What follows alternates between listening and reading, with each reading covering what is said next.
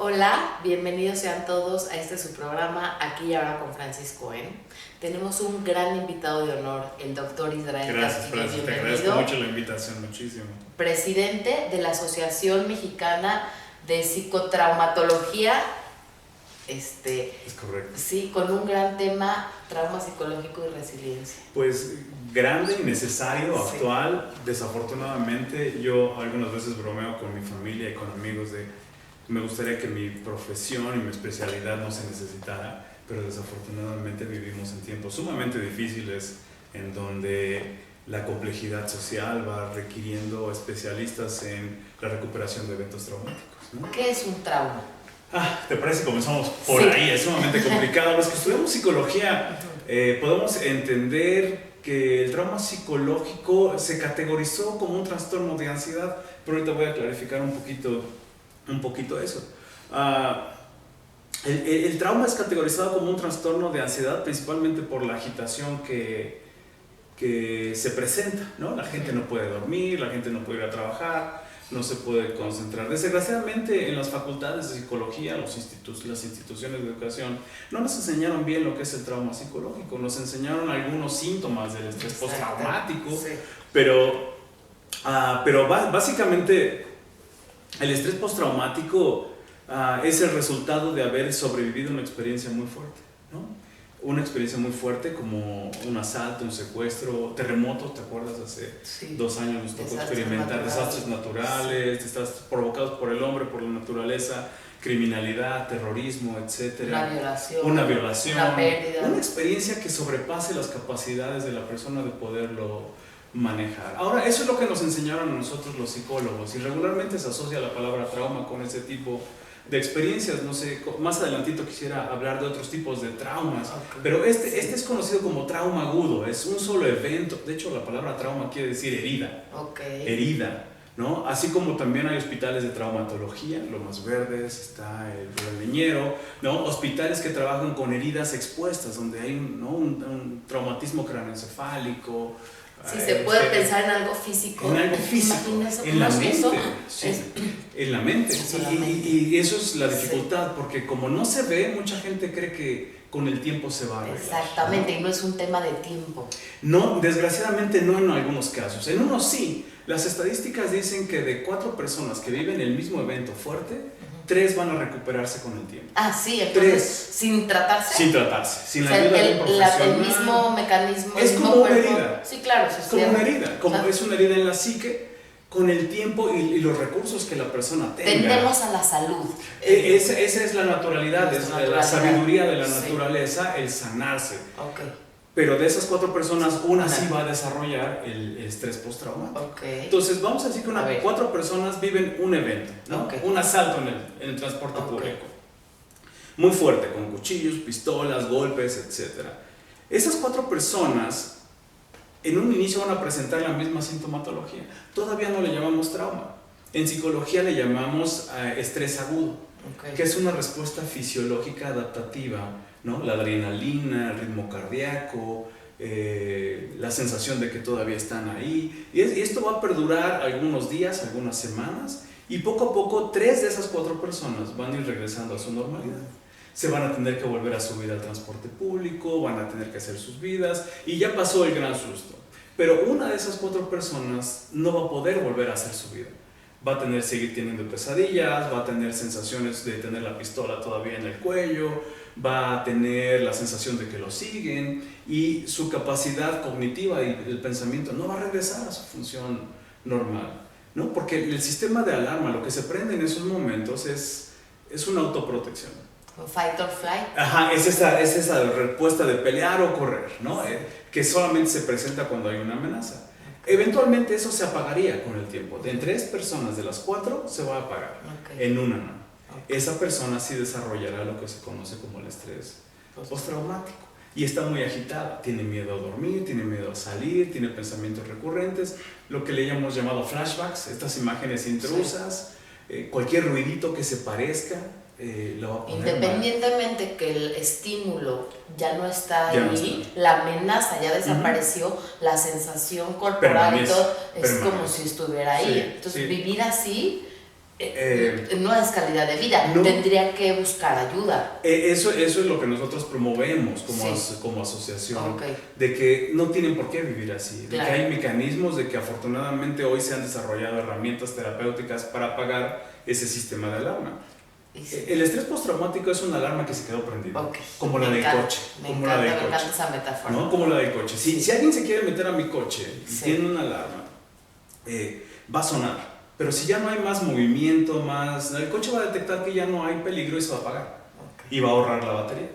¿No? El estrés postraumático, en una de esas 4 personas, 25% de la población que sobrevive a un evento traumático, la alarma se queda prendida todo el tiempo. ¿Y cómo se maneja el estrés postraumático? ¿Cuáles son las herramientas de las que hablas? Primero hay que entender el estrés postraumático. Si gustas te explico lo que es. ¿Qué pasó con esa persona? Que sí, ¿no? Algo malo salió. Te voy a explicar lo que le pasó a esa persona. A esa persona, una estructura de nuestro cerebro dejó de funcionar adecuadamente. Se llama el hipocampo.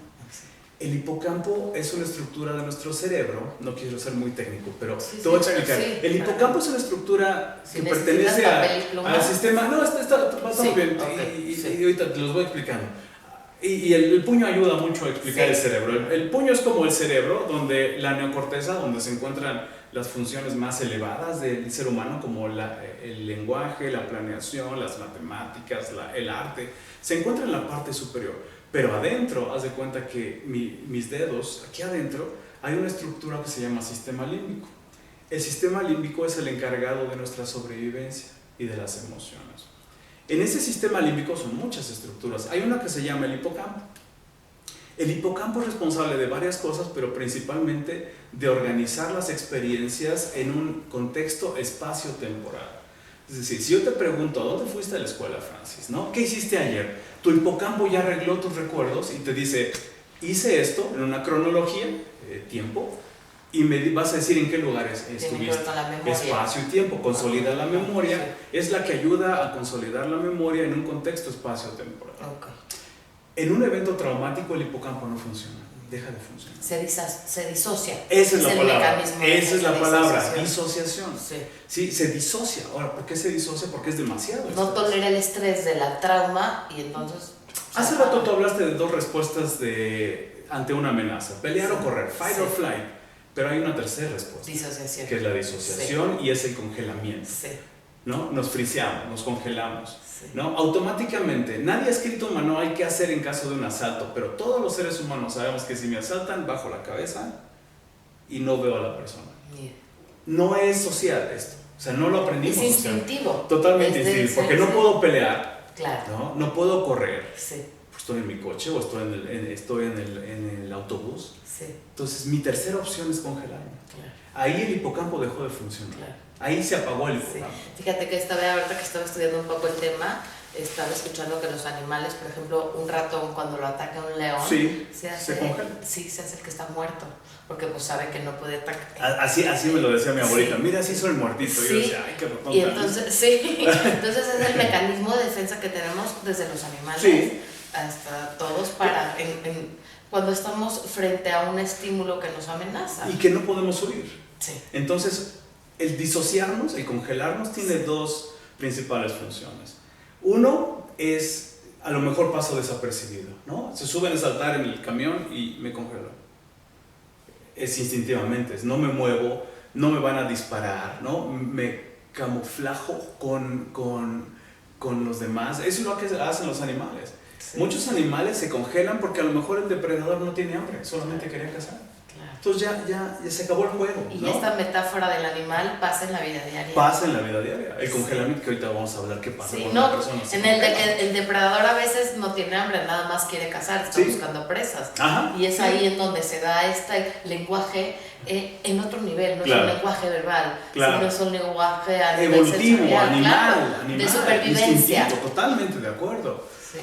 Y entonces la persona que se disocia puede aumentar sus posibilidades de vivir. Y ahí viene la otra razón de la disociación que no es tan bonita, no nos va a gustar. Es, si voy a morir, sufro menos, hay menos dolor. La disociación en una presa o en el ser humano nos ayuda a no sufrir, no sentimos, estamos desconectados. Sí, se apaga el switch literal. Se apaga. La disociación significa la desconexión de sistemas. O sea, el ser humano está conectado, son muchos sistemas. Tú y yo hoy estamos conscientes que estamos aquí, que estamos platicando, que estamos tomando agua. Es la conciencia. Estamos en una conciencia, estamos integrados. Claro. La disociación es la fragmentación. Claro. Y mira, tú y yo cruzamos las piernas, las descruzamos, porque hay una conciencia de que mi cuerpo se cansa de esta posición y la cambiamos. Estamos asociados. La disociación significa la desconexión. Mi cuerpo y mi mente se desconectan. Y a nivel memoria, entonces no se van a acordar de las experiencias. Es por eso que tantas experiencias traumáticas como abuso sexual, de repente no se acuerdan. Claro, o algunas partes no se acuerdan, que tiene implicaciones muy fuertes. Es una fragmentación de la memoria. Y eso tiene implicaciones muy fuertes en otros procesos, como la narrativa. Por ejemplo, a una víctima que le preguntan, ¿no? Después de estas 4 personas que los asaltaron en el camión, llegan a la Procuraduría, al Ministerio Público y les preguntan cuántos eran, cómo eran, por dónde se fueron, qué les dijeron. Por esta disociación no se van a acordar. Y van a inventar muchas cosas, ¿no? Y luego van a caer en contradicciones. O sea, ahorita estoy trabajando con la Procuraduría tratando de que entiendan estos procesos de la disociación en las narrativas victimales. Porque no es normal. El hipocampo lo que organiza, fíjate, te voy a decir algo, intenta contar algo sin utilizar verbos. ¿Te imaginas? No existe. Los verbos hablan de acción, en tiempo. Claro. Antes voy a, o yo fui a, ¿no? Y el hipocampo rompe eso. Entonces la experiencia, las personas que van a desarrollar un estrés postraumático es porque el hipocampo dejó de funcionar por la disociación. Y entonces no pueden organizar la experiencia. ¿Ahora se activa después de la experiencia? ¿El hipocampo? Sí, pero esa experiencia que fue muy fuerte se almacenó de manera disfuncional. Y te voy a decir cómo se almacenó. Porque el hipocampo dejó de funcionar. Entonces no tenemos la manera de organizarla, no la podemos contar. Pero la amígdala, otra estructura de nuestro cerebro, la que es encargada de las emociones y de las sensaciones físicas, ¿qué crees? Se hizo muy sensible. Y entonces la experiencia traumática va a quedar grabada como una experiencia nada más sensorial y afectiva, sin la capacidad de contarla. Ese es el estrés postraumático. Claro, no le puedo poner palabras. No le puedes poner palabras. Y el poder de la palabra es lo que sana. Porque lo que organiza. Claro. Porque las narrativas tienen un inicio, un clímax y un final. Pero si al evento traumático no puedo poner el final, mi mente cree que sigue pasando. Y entonces eso es el estrés postraumático. Por eso, aunque mis familiares me digan, ya pasó, gracias a Dios que el secuestro ya acabó, estás a salvo. El inconsciente es atemporal. Y el inconsciente es atemporal y fisiológicamente porque el hipocampo no le ha podido poner un final. Claro. No ha acabado la experiencia. Entonces, aunque mi parte racional, la que está por arriba, ¿no? La corteza, me dice, ya acabó, estás en tu casa, ya no van a regresar los secuestradores, mi cuerpo sigue sintiendo miedo porque no ha acabado la experiencia. Ese es el estrés postraumático. Entonces, lo que hacemos en las terapias ahora, como más enfocadas a la sanidad del estrés postraumático, es darle un final a la historia, ayudar al hipocampo a darle un final, a organizar la experiencia, poco a poco, sin que nuevamente el sistema de alarma se active. Esa es una de las características. Sí, podría ser un riesgo, porque al volver a vivir esa experiencia... Te retraumatiza. Exactamente. Que eso es lo que muchas terapias hicieron por mucho tiempo. Por mucho tiempo quisimos utilizar modelos ya, pues como cognitivo-conductual, como Gestalt, para ayudar a las personas traumatizadas, sin entender que si yo le pido a la persona que regrese a la memoria, lo vuelve a vivir, se reactiva el sistema. Y no nada más eso, hay muchas experiencias que después de ese trauma ya pasaron, sin embargo nos vuelven a llevar a esa herida, a ese trauma. Por decir, estás en la clase y el maestro grita y en tu casa te gritaron mucho de manera abusiva, te puedes paralizar ante un grito de un profesor que a lo mejor no era para paralizarte. Sin embargo, como tú traes esa herida, como traes esa experiencia, tu mente, te lleva a esa experiencia. Y esto es automático, es un reflejo. A esto en trauma le llamamos disparadores. Hay dos tipos de disparadores. Porque tú puedes hacer tu vida o intentar hacer tu vida, pero si esta experiencia no quedó resuelta, va a haber disparadores ambientales, se le conoce, son sensoriales. Tuve un caso de un secuestro, un arquitecto que fue secuestrado. Hicimos todo el tratamiento, ¿no? El tratamiento fue muy exitoso, pero como al año me llama, ¿qué crees? Me volvió a dar miedo. Lo llamo a mi consultorio platicando, ¿qué pasó? ¿Qué estabas haciendo? Sus chalanes en la hora donde estaba trabajando, lo invitaron a comer, sopa Maruchan, ¿no?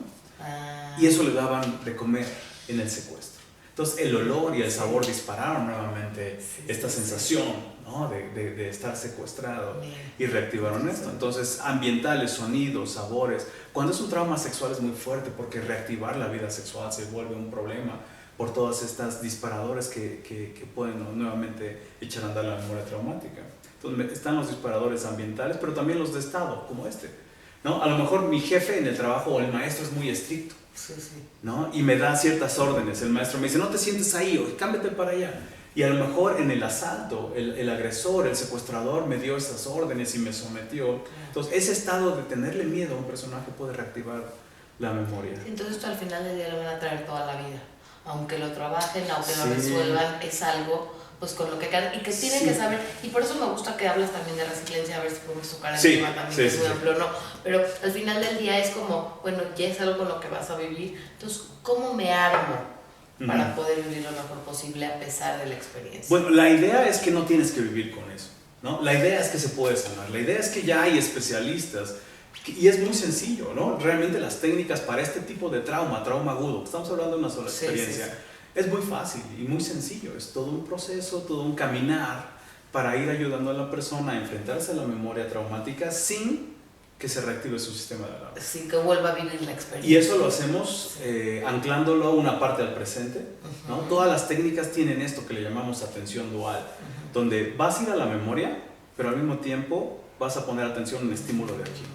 Entonces no permito que la persona se vaya, que las otras terapias, por ejemplo los pies, hay una técnica que se llama el conteo progresivo, donde yo voy llevando a la persona, yo voy contando y le digo, cuando yo llegue al 10, tú llegas al final de la experiencia. Entonces tienen que escuchar mi voz y mi conteo y al mismo tiempo se asoman a la memoria traumática. Está MDR, que es una de las más conocidas, que tiene que poner atención a los dedos del terapeuta, o terapia de arte, que tiene que poner atención a los colores, etcétera. Esa es una de las características de las técnicas, que la persona no tiene que irse a la memoria de lleno, porque si no se va a disociar más, se va a traumatizar más, la memoria se fragmenta aún más y hay que tener mucho cuidado, y los terapeutas que somos especialistas en esto sabemos cómo hacer ese proceso. Eso es muy importante ir con alguien especialista en trauma. Sí. No con un psicólogo, con un psicoterapeuta que no está especializado en trauma, porque esto no es como un doctor general, un médico general, ¿no? Pedirle que un médico general me opere de un tumor en la cabeza es impensable. Yo buscaría un neurocirujano, una persona que es especialista en cómo quitar eso, ¿no? Y es parte de la conciencia, y tú lo sabrás, los terapeutas no nos entrenan en trauma. No, claro que no. Nos dan una clase en la licenciatura, 2 horas, una película. Pero no te especializan en nada. No, en nada. No, nada. Eso es una tristeza. La responsabilidad de los y las terapeutas es especializarnos en esto. Este es trauma agudo. ¿Cómo ves? Está fuerte. La verdad sí está muy fuerte, pero me gusta la parte en la que hay solución. En la que ofrecen una mejor calidad de vida, resolución, y no llevar a la persona a volver a vivir el trauma. Esto es lo que da paz. Que para poder sanar no necesitan volver a la experiencia. No de lleno. Exactamente. Sí la van a tener que recordar, pero contenida. Exactamente. Por los terapeutas. Volver a pasar por la experiencia acompañado. Y todo un proceso que va preparando a la persona para poder hacerlo. Con un fin, Y se puede, y es muy fácil, porque es cuestión de echar a andar el hipocampo, ¿no? Suena sencillo, pero es cuestión de invitarlo. Y la única manera de invitarlo es que la persona no esté alterada. Porque si su fisiología se altera, el hipocampo vuelve a dejar de funcionar. Que entonces lo primero es que deje de estar en ese estrés postraumático para poder iniciar el tratamiento. Ajá, que deje de estar en la respuesta de alarma. Esa es la parte de la preparación para comenzar ahora sí a asomarnos a la memoria traumática poco a poco, y que la persona pueda integrar y darle una organización gracias al hipocampo, y así ya podrá contar la experiencia. Y la experiencia tiene un inicio, tiene un clímax muy duro, pero también tiene un final. Como decíamos al principio, nuestra tendencia del cuerpo, de la mente, es hacia la salud. Estaba escuchando así como tenemos estas partes que nos ayudan a protegernos de las enfermedades.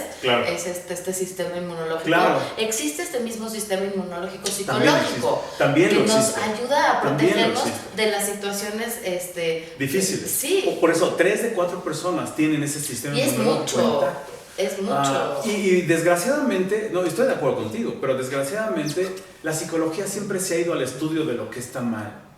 Sí, no claro. De lo que está bien, sí. ¿no? Y es de por la enfermedad. Y es por ahí donde rescatas desde lo positivo. ¿Qué tienen estas 3 personas que no tiene la otra persona? Sí. ¿Y qué esa tiene? es la resiliencia. A ver, tú hablabas de un sistema inmunológico. Sí. ¿Por qué podemos estar 4 personas frente a una persona con influenza? Y 3 no se enferman y una sí. Es multifactorial, ¿no? Es difícil.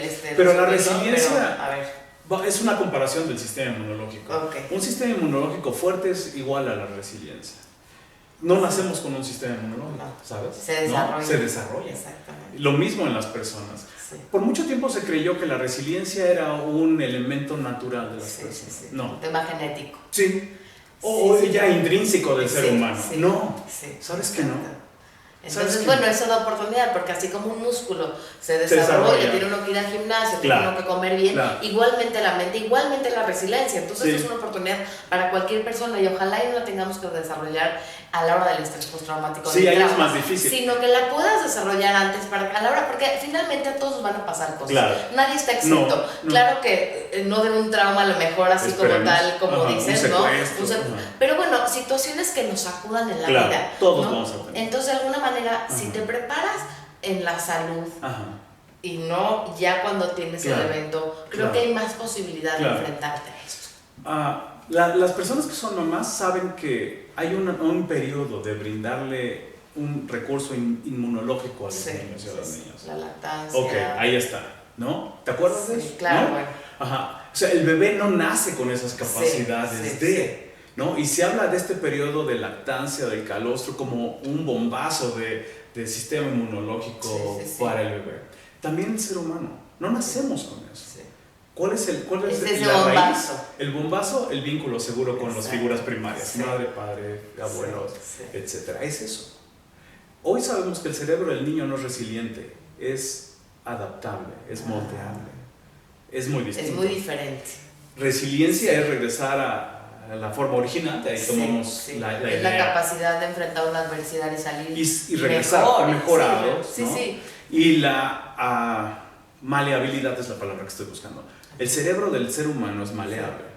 Entonces, si un niño nace y no recibe este apego seguro, esta vinculación con la madre, predictibilidad, ser acertada a la madre, que se conecte con los estados emocionales del bebé. Que le regrese toda esa emoción, porque los niños a veces no saben qué hacer con sus emociones. Bueno, están de alguna manera... Sí, claro, no hay contención. Entonces, de alguna manera, uno como mamá llega a los estímulos, los contiene, los digiere, estos Bion, que es un psicoanalista que me encanta, los digiere y se los regresa digeridos al niño. Entonces, de alguna manera, eventualmente el niño va a aprender a hacer esa digestión emocional, pero primero la tiene que hacer como mamá, uno por el hijo. Entonces, ¿qué necesita uno como mamá para poder brindarle eso al hijo? Salud mental. Entonces, por eso yo siempre digo, empecemos por uno. Es que no hay a medida que uno tiene mayor salud mental, y no es lo que uno hace como mamá, es lo que uno es. Claro. Porque yo me acuerdo que yo preguntaba, ¿qué puedo hacer para que mis hijos estén bien? No es lo que yo haga, es lo que soy, porque lo que soy finalmente es lo que va a ser. Le regresas. Exactamente. Es un reflejo fidedigno de quién es la otra personita. Desgraciadamente no todas las figuras primarias hacen esto. Exacto. ¿No? Hay figuras primarias que en vez de darle esto digerido se lo dan tóxico. Sí, porque están desbordadas, traen su propia historia. Claro, ¿no? Por eso sabemos que el apego es transgeneracional. Es una persona que tuvo una madre desbordada, desorganizada, ¿no? Va a provocar lo mismo en este bebé. ¿Sabes que el cerebro humano no nace con la capacidad de regularse? No nacemos con esa capacidad. Eso es tremendo. Sí, todo lo que creeríamos que fuera instintivo no es. El instinto materno no existe. ¿Por qué? Porque no habría niños en los botes de basura. Exacto. O sea. Sí. Entonces la calma es un mecanismo que la madre, hablemos de figuras primarias, vamos a llamar mamá, produce en los bebés a través de su propia calma. Lo que dices, mi estado emocional va a ser de calma, va a ser transferido al bebé.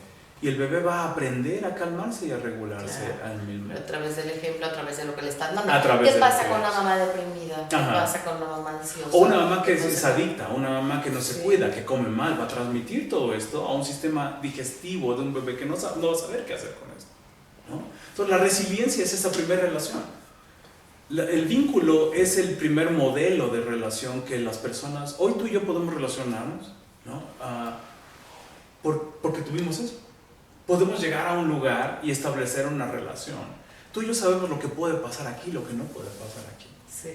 Gracias. Sí, porque hay límites claros, porque uno acaba donde empieza el otro. Sí, porque uno el tuvo respeto. Eso, exactamente. Esta conversación que tú y yo estamos teniendo aquí tiene esos matices, dar y recibir. Tú existes, yo existo, coexistimos en un espacio. Eso es lo que las figuras primarias, esa es la resiliencia. Entonces, una persona que vive un evento traumático agudo va a poder regresar a los vínculos y va a sanar. Vínculos externos, va a regresar a su familia y todo lo que ya tiene internalizado de quién es él, quién es ella, ¿no? El trauma va a pegar muy fuerte, pero no va a pegar en la esencia, porque sé quién soy yo, ¿no? Esa es una gran diferencia. Sí, es como cuando dicen una casa con unos cimientos que no están fuertes, a una con los que están fuertes, viene un tornado, ¿a cuál va a tirar? Claro, los que tienen cimientos exactamente, débiles. Esa es la diferencia. No está no exento del tornado, pero sí, bueno, de la construcción. ¿Por qué? Porque, bueno, partamos de que uno tuvo un apego seguro. Pero si no tuvo un apego seguro, ¿se puede construir este apego? Se puede reconstruir y el proceso terapéutico se convierte en un reenactment, en una reactuación. Sí, el terapeuta juega como mamá o papá o figura primaria. Pero el terapeuta tiene que aprender a leer eso. Exacto. ¿No? Porque muchos terapeutas, ¿no? A ti y a mí nos enseñaron la obsesión por diagnosticar. Etiquetar, y eso limita. Border, bipolar, es esquizofrénico, tiene trastorno generalizado de ansiedad. Y eso ya es no te veo. Veo tu síntoma. Y nuevamente nunca no es un síntoma. Al final del día nadie es un síntoma. Es mucho más que eso. Y eso se convierte nuevamente en no me ven, ¿no? Que es el vínculo. Hay vínculos no seguros, vínculos inseguros. Lo que pasó al principio, lo que generó todo. Exactamente. Y ahora no sé si tenemos tiempo. Sí, por favor. Porque quisiera unir estos temas con otro tipo de trauma que casi nadie habla, que se llama trauma complejo o trauma relacional. Porque estamos hablando de un adulto o un jovencito o jovencita que es asaltada en la calle, un trauma muy fuerte, pero pega en algo que ya está construido. Pero ¿qué pasa si esas figuras primarias, en vez de proveer un ambiente seguro, que eso sería lo ideal, promueven un ambiente inseguro? No nada más violencia, bueno, ahí está el síndrome del niño sacudido, no, eso es una violencia. Hay mamás que rompen y fracturan bracitos de bebés, hay no iba a decir animales, pero es peyorativo para los animales, hay seres humanos, se les puede decir, que violan niños y violan bebés, pero también está la negligencia emocional durante la etapa de crecimiento y de desarrollo. Sí, que la madre esté ocupada en otras cosas, no disponible, las figuras primarias que no ven, los niños invisibles, ¿no? Que hay más nanas, que hay más niñeras, que hay más iPads o ese es igualmente gadgets. Maltrato. No, ese es maltrato, ¿no? No nada más es la violencia física, emocional, sino la ausencia. ¿Sabías que es más doloroso? Porque el cerebro del niño dice, sí estás ahí. ¿Sabes que el apego no es un fenómeno afectivo? Porque a veces le damos esta connotación negativa. Vemos a una mamá con su bebé y decimos, ¿cuánto amor? Tal vez sí de la madre al bebé. El bebé todavía no ama a la mamá. Yo tengo una frase que el bebé no ama, mama, ¿no? El bebé no necesita amar todavía. ¿Qué necesita? Es que le cumplan sus necesidades básicas en ese momento. ¿Y qué pasa si no se las no sobrevive? Se va a morir. Sí, es supervivencia. Entonces pura. Es supervivencia nada más. Necesito conectarme contigo. ¡Ey, veme! ¿No? Y si no me ves, me voy a morir. Y el apego es una supervivencia. Es eso. Y después se convierte en el afecto. Y las mamás y los niños. Qué bonito es. Pero no inicia así. Es sobrevivencia. Entonces, si yo me doy cuenta que no me ves, ¿no? Mi sistema de alarma se prende en un cerebrito que no tiene capacidades de decir, es que mi mamá tiene broncas emocionales y su mamá no la quiso tampoco. No, el bebé nada más dice, no está ¿dónde está la leche? Me voy a morir. ¿Dónde está? Sí, claro, ¿dónde está mi mamá?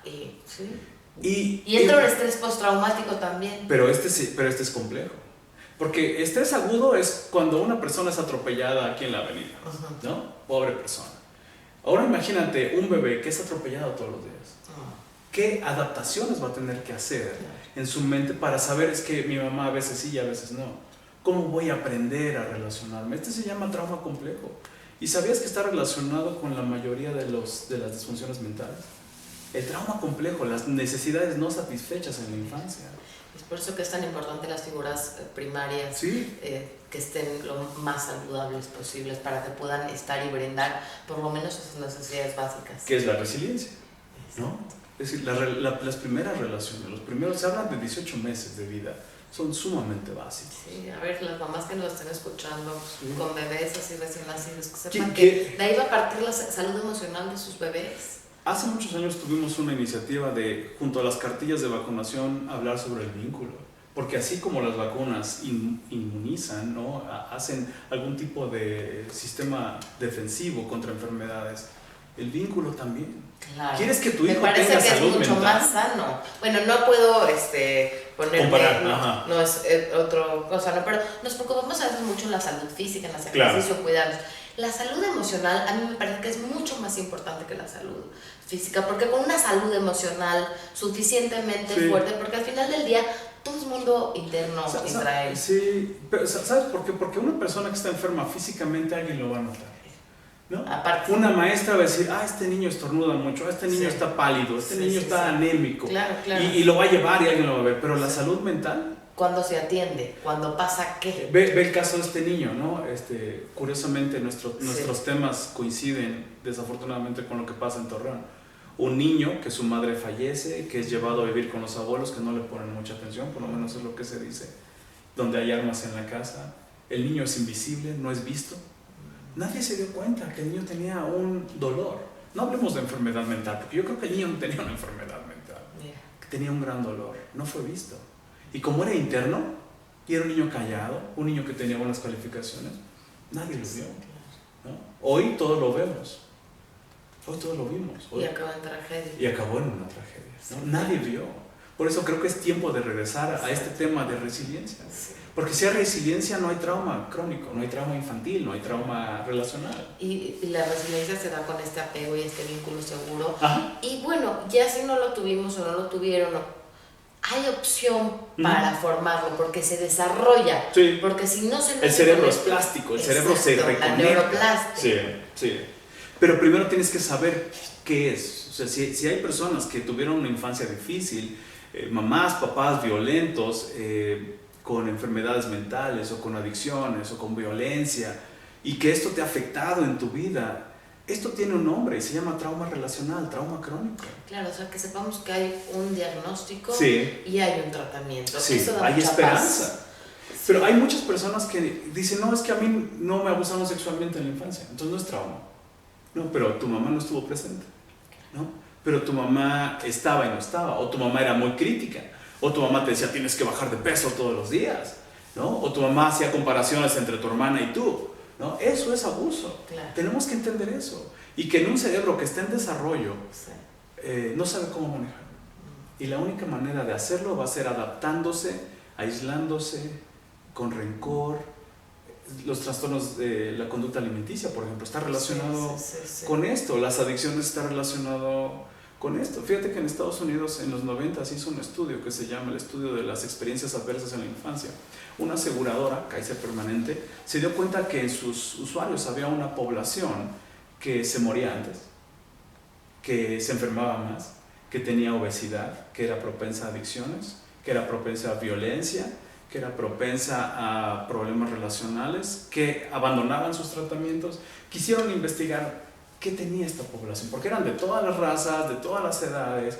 ¿Sabes cuál fue? Trauma. El trauma. Entonces, ¿hasta dónde merma, hasta dónde permea el trauma no tratado? Sí. ¿No? De alguna manera tenemos que hacer conciencia. Y de estos dos traumas, Francis, porque está el agudo. Sí, el agudo es muy claro. ¿Sabes qué pasa? El agudo es como, bueno, si un desastre natural, una violación, una situación que estaba... Sí, los síntomas son muy escandalosos. Es muy claro y no hay forma como de no darte cuenta que alguien está pasando por un trauma agudo o la propia persona. Claro. Y los siguientes pedirán ayuda. Pero el trauma complejo es tan sutil. Y ocurre en la privacidad e intimidad del hogar. Sí. No lo ven. Y el niño va a aprender a esconder eso. Sí, porque es lo que él aprendió, así vivió. Aprendió a manejar y a esconder. Y a desarrollar una personalidad aparentemente normal. Me parece muy valiosa esta información porque es un tema no muy tocado. Claro. No muy escuchado ni muy abierto, creo que está saliendo a la luz y creo que es muy rescatable porque al final del día está pasando mucho. Muchísimo. pasa en muchas casas, en donde menos te imaginas. Y mira, sin juicio, desde el amor, porque no podemos juzgar. Yo que soy mamá, es muy difícil juzgar a otra mamá, porque estar en los zapatos de otra mamá, otra persona, otra familia, sin juicio, pero sí desde la conciencia. Que eso es lo que ocurre en el primer vínculo, ¿no? El no juicio, la aceptación del otro. Porque todo esto, yo no creo en lo que es causa y efecto, yo creo en la circularidad. Creo que el tema de la violencia, ¿no?, tan grande en nuestros países también está relacionado con un trauma social. Claro. ¿No? Es decir, individuos traumatizados generan sociedades traumatizadas y sociedades traumatizadas generan individuos traumatizados. ¿Qué hace el trauma? Estamos alimentándolos. Sí, retroalimentando. ¿Qué hace el trauma? Si hablamos de una comparación entre el individuo traumatizado, el individuo traumatizado lo primero que hace es romper vínculos, es lo que se hace. Una persona que está secuestrada, cuando está ahí adentro, lo primero que hace instintivamente es decir, no puedo pensar ni sentir el amor hacia los demás. Sí, el apego. Me quedo yo, lo rompo ese proceso. Para poderme ir fácil. Rompo la conexión porque duerme mucho. Incluso si voy a morir, mi dolor va a ser menor, ¿no? Que si estoy pensando en mis seres queridos. Entonces rompo vínculos. Las sociedades traumatizadas, ¿qué crees que hacen? Exactamente. Sí, es por eso que a veces vivimos tan ensimismados, pues tan poco preocupados por el otro, ¿no? Hay sociedades en las que no pasa esto. Por ejemplo, en Japón, su primera ley es me preocupo por el otro, que la calle esté limpia para el otro, ¿no? O sea, como que hay un otro, de entrada existe un otro. Aquí ya no hay el otro. ¿No? Ve las calles, todas están bardeadas, con rejas. Tú recuerdas, ¿no? Anteriormente nuestros padres invitaban amigos, cenábamos, convivíamos con más personas. Hoy no. Se hizo un estudio aquí en México en 1970. Un niño convivía con alrededor de 27 adultos a la semana. En el año 2010 se replica ese estudio, un niño convive con 3 adultos. Ay, no, está tristísimo. Eso es la resiliencia, ¿no? Sí. Las redes, la socialización, los vínculos. Las redes de apoyo. Hoy nos hemos hecho sumamente frágiles porque no estamos teniendo esto. Porque vivimos en una sociedad con miedo, por el trauma, ¿no? Ya no salimos al teatro, ya no salimos a comer en la noche. Vivimos encerrados y nos estamos haciendo más frágiles. Alguna gente con este evento del niño decían, ¿culpamos a los videojuegos? No son los videojuegos. Esos solo son los teléfonos. Y no son los síntomas de la desconexión, porque si de entrada no hay desconexión, no necesitamos ni el videojuego ni el teléfono. Claro, porque estamos. Es un sustituto. Exactamente, estamos con ganas de nutrirnos con las personas, dialogar. Qué rico se siente estar. A mí me encanta, yo siempre soy, yo soy de gente. A mí, la verdad es que las redes me parecen muy útiles, muy necesarias, que tienen un cierto servicio. Es un plan B. Pero sí, también soy muy limitantes y competir aparte con el teléfono cuando estás con una persona es muy difícil. Claro. Porque lo que te ofrece un teléfono es mucho más que lo que te ofrece una persona. Bueno, no sé, pero sin embargo. Pero no para el cerebro. No, exacto, pero para gente que está, aparte finalmente las estructuras y las conexiones neuronales y sobre todo de los niños que les dan. Y les damos a veces tanto el iPad, no promueve estas conexiones cerebrales y neuronales. No las hace. Aunque le pongas a la persona aquí un FaceTime, o sea, el cerebro necesita esto, necesita ver, tocar, escuchar, todo. Porque pues esto es lo natural. Esto calma. ¿Sabes que nacemos adictos a las relaciones interpersonales? La primera producción de dopamina es por la presencia de otra persona. Escuchaba yo una frase que decía, suertuda la gente que necesita de la otra gente. Claro. Y me encantó porque al final del día somos seres sociales. Pero no podemos negar esa parte. Pero esta traumatización social nos ha hecho que renunciemos a cerrarnos. Bueno, es como un mecanismo de defensa. O por la misma traumatización cerramos. Y entonces buscamos sustitutos. Claro. Sustitutos como adicciones, como el celular nunca me va a decir nada que no, o una botella de alcohol, o la comida, o la adicción en turno. O la violencia. ¿No?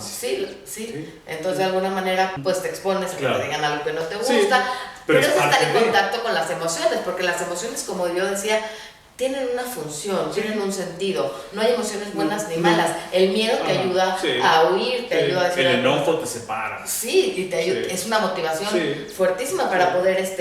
Es como los pediatras dicen a los papás, deja que tu niño se ensucie, deja que tu niño... deja que tu niño sienta, que se enoje, deja que se pelee, deja que negocie. ¿no? Es todo esto, pero ensayo y error de la vida. Pero cada vez tenemos menos esto, ¿no? Más actividades estructuradas, clases, actividades. Ya no hay esta socialización, ni en los adultos, ni en los jóvenes, ni en los niños. Como fluida, ¿no? Ajá, natural, sí, orgánica. Natural. Hoy todo es mecánico. Y eso nos hace más frágiles. Eso está robando nuestra resiliencia.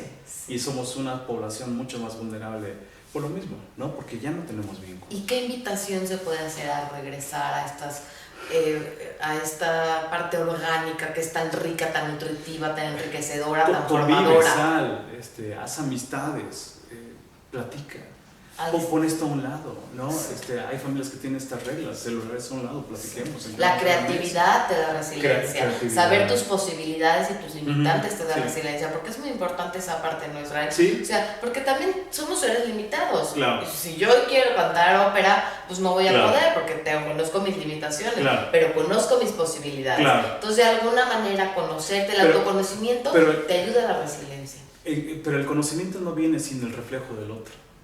¿No? La mirada del otro. La mirada del otro, la famosa mirada del otro. ¿Cómo sé quién soy? ¿No? Si no tengo esto otro. Necesito el reflejo. Mi cerebro necesita. Es su alimento, es lo que lo hace fuerte. Y como tú decías hace rato, vamos a vivir adversidades, enfermedades, pérdidas naturales, desastres naturales, cuestiones políticas.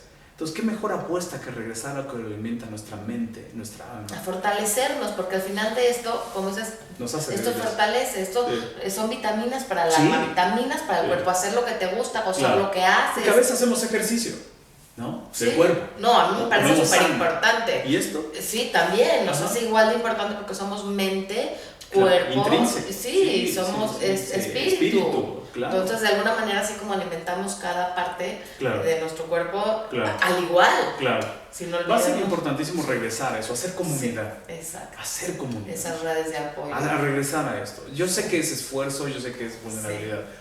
¿Quieres estar mejor? ¿Quieren que tus hijos estén mejor? Eso me encanta. Que socialicen. Entonces, invitarlos a socializar, a estar, a compartir, a tolerar, porque lo que hemos ido haciendo es de ir desarrollando nuestra poca tolerancia a la frustración, a la espera. Pues cada vez hay menos convivencia. Y por eso mismo ya no toleramos lo que nos genera una relación cercana. Y que el internet esté lento y lo intoleramos, ¿no? Es decir, no puede ser, y mugre internet, ¿no? Es que el microondas, el mesero se tarda mucho. Sumamente importante. ¿Y la prisa para qué? Sí. ¿Para ir a dónde? ¿Para hacer pero qué? Eso es la resiliencia. Porque al final del día estamos viviendo. Entonces siempre tiene una prisa. Y otra vez, y eso nos ha hecho más frágiles. Sí. ¿No? Entonces, pues te agradezco muchísimo. Fue un gozo de plática, aprendí muchísimo. Si les sirvió, compartan. Por favor, Israel, ¿dónde estás dando talleres, cursos, clases que tienes? En Facebook tenemos una página, la Asociación Mexicana de Psicotraumatología, así nos pueden buscar. Ahí ponemos artículos. Con esto que pasó en Torreón hemos puesto algunos videos, sugerencias, cómo manejar estos casos con los hijos, cómo hablar. Tenemos talleres presenciales aquí en la Ciudad de México, en la colonia Lomas de Chapultepec, pero también se pueden tomar a distancia. Tenemos talleres de capacitación, si eres profesional de la salud o maestra o doctora, puedes tomar estos cursos fácilmente. En Twitter nos encuentras en Psicotrauma, Psicotrauma, tenemos una cuenta de Twitter y ahí también compartimos artículos y conversaciones con ustedes, que queremos estar cercano a ustedes. Muchísimas gracias. A ti, Francis, te agradezco mucho. Gracias y gracias. Gracias.